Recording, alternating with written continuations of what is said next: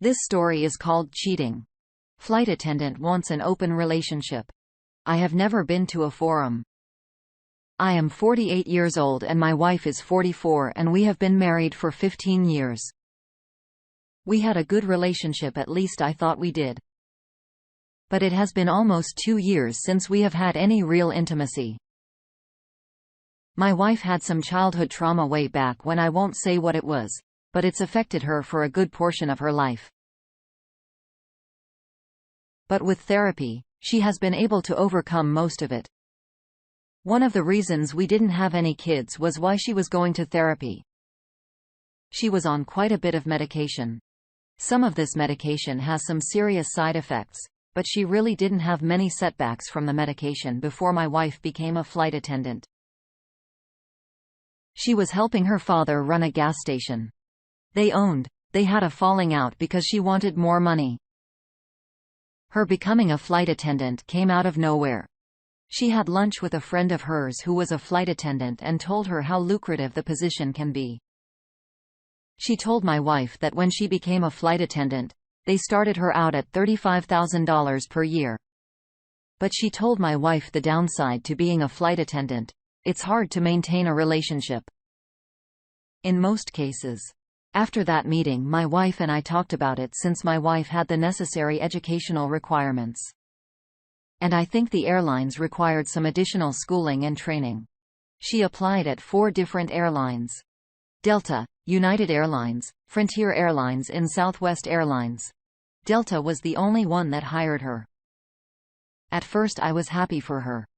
She was making about the same as I was making at the time, and she kept getting raises every year. It seemed substantial raises. But what I didn't know then is that this job came with a price.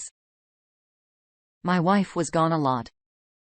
I mean, it seemed like she was going every day, only coming home for a few days at a time. When she was home, she wasn't really present. I couldn't figure out why. After about the 3rd year of her being a flight attendant is when I noticed her behavior slightly shifting. She would come home and we would have a few days of bliss, but it seemed like the second week she was back home, she would start to get strange. Not only did her behavior change, her spending habits also changed. She was buying a lot of sexy clothes, but I didn't see her in those clothes. I started to get suspicious, but I didn't want to accuse her of anything. I wanted to make sure before I confront her with indisputable evidence. So as the weeks and months go by, she is still traveling, coming home, not touching me, and spending lots of money on clothing. Well, I had lunch with a friend one day and told him what was happening. He travels quite a bit himself, and he honestly said, "I don't know what I can tell you." Then he said, "If she is cheating on you away from home, how will you find out?" He said, "Hiring a private investigator may be your only option, but it's going to be expensive." He was right. I knew it would be expensive. So I called around to a few places, actually found a husband and wife team that were private investigators after work. I went to see them and told them all of my suspicions. She wasn't initiating anything with me in the bedroom, buying clothes and not wearing them in front of me. Then this guy's wife said, "What does she do for a living?" I said she's a flight attendant. She shakes her head and said, "Sir, I don't have a good feeling about what you told me." My heart just sank after she said that. I told them I needed to find out what was going on. They gave me their price. It would cost me almost $7,000 to follow her while she was traveling and get the video footage I needed. They told me to go home and think about it and get back to them when I have the opportunity. I went back home. And to my surprise, my wife wanted to talk to me, and it wasn't pleasant. She basically told me, not in so many words, she was not happy with our sex life and wanted to explore an open relationship. I said, "What the hell do you mean?" She says, "I want to see other men." I basically told her, "No way. I am not doing that." Then she says, "So you want me to be unhappy with our boys' sex life?" I said, "No, I don't want you to be unhappy. but I am not willing to accept that I am not participating in an open relationship. Well, as you guessed it, that conversation didn't resolve anything. We went to bed, not speaking to one another. That night, the next day, I met with the husband and wife team that are private investigators and pay them their fee of $7,000. The husband was going to stay behind and his wife was going to travel and do the surveillance on my wife. I told him my wife is leaving on a certain day. I gave them a picture of her, what kind of car she drove and where she usually hangs out when she is home over the next few days before she was due to travel. Again, the surveillance showed her on her cell phone a lot and going to the mall on occasion, mostly by herself. On the day she was traveling, the private investigator sent me a text showing my wife walking next to a man and they were walking rather quickly. I assumed to make sure they made the flight. The private investigator simply asked me, "Did I know this man?" I simply replied that I didn't. So the private investigator sent me a text saying from that point on, she was documenting everything and would be in touch as soon as they landed later that night. The private investigator said that my wife and the same guy she boarded the plane with went to a hotel which had a bar in it. They had drinks and then went up to the hotel room together. The next day, the private investigator sent me a text saying that my wife had checked out of the hotel by herself at around 11 in the morning. But she said that wasn't enough. She wanted to get them together, embracing, kissing, something. Words that I didn't want to hear. But my gut was telling me she was cheating while the private investigator was telling me all this. I still had to somehow focus at work. I work as a computer analyst and my job is stressful enough. I get home that night around 9 p.m. and the private investigator called me. She had footage of my wife and this guy embracing each other outside the hotel, kissing for about 15 minutes before getting into a cab together and leaving. My world came crashing down. That very moment, I sat in my living room almost lifelessly pondering how to proceed from here. That's when I decided there is only one thing I can do now is file for divorce, but I wasn't going to let her know that I was filing for divorce. That night, I started researching laws related to adultery as well as divorce laws in my state. And which is Arizona to my surprise. It's a Class 3 misdemeanor, but I didn't want to do that. I found a lawyer and met with her right away. I told a lawyer I already had a private investigator on the job and I gave the lawyer some of the footage the private investigator had and she will be giving me more footage. I paid the retainer to the lawyer and she said she will help me proceed with the divorce when I am ready and also get her more proof of my wife's infidelity. So after leaving the lawyer's office, my private investigator has sent me a text asking me to call her. So I did. She tells me she is going to end the investigation. I asked her why. She says what I am about to send to you is probably enough for you to divorce your wife. My heart just started racing. She sends me a clip of them having sex in the back of a rental car.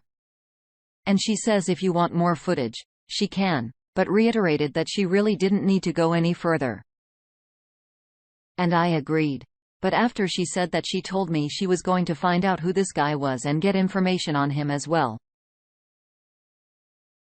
At this point, I was so broken. My heart just stopped beating at the sight of this video.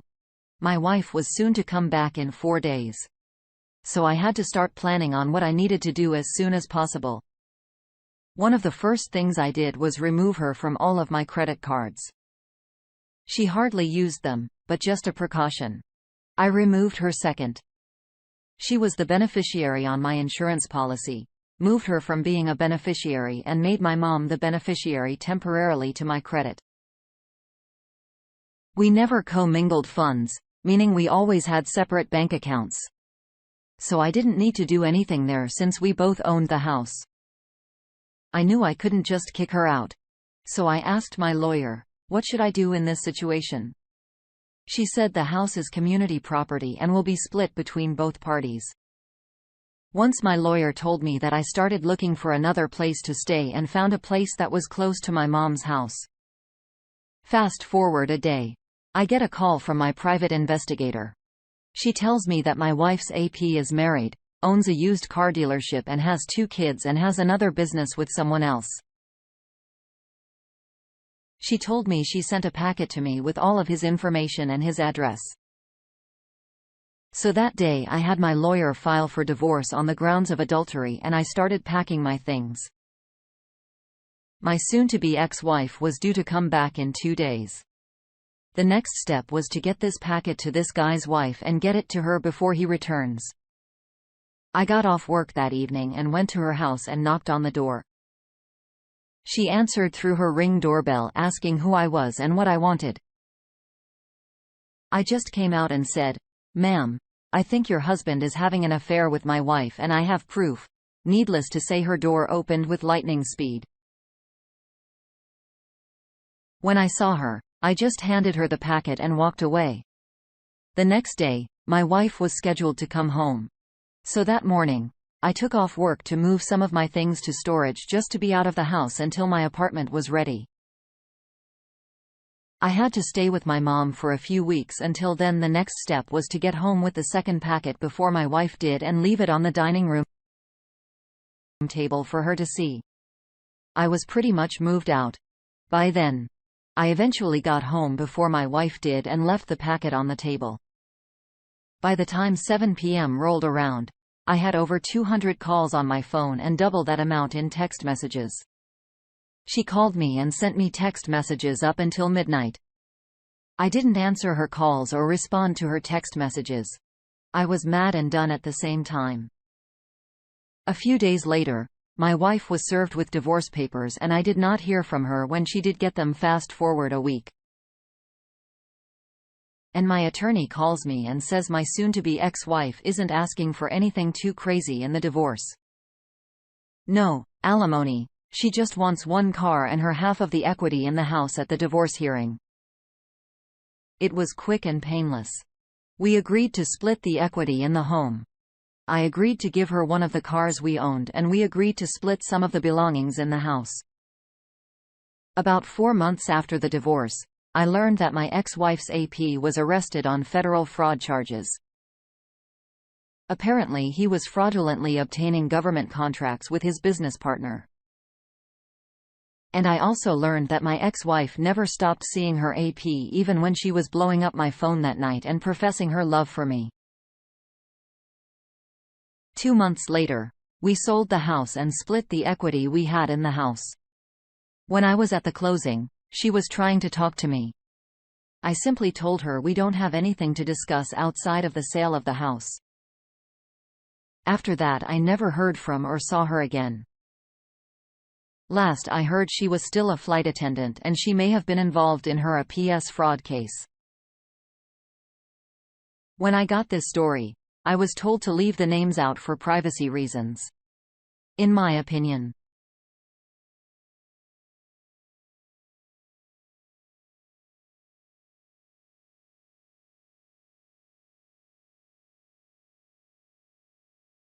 I don't think I would have spent $7,000 for a private investigator, but his private investigator had to travel to get proof, which really didn't matter anyway because his ex-wife only wanted a few things including the equity in the home.